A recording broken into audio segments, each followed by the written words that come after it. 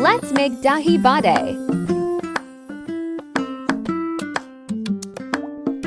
First, add red chili powder, cumin powder, baking soda, and salt. Now mix with water and make a thick batter.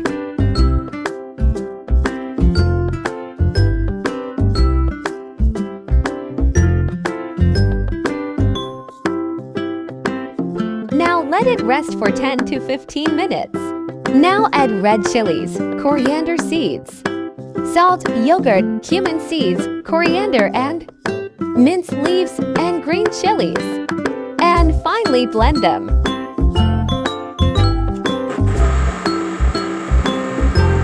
Dahi mixture is ready.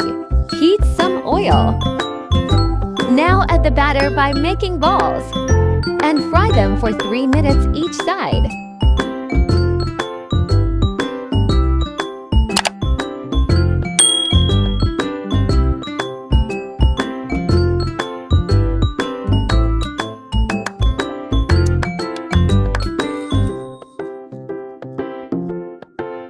They're ready.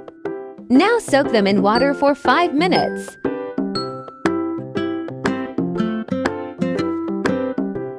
Let's assemble everything. First, the balls.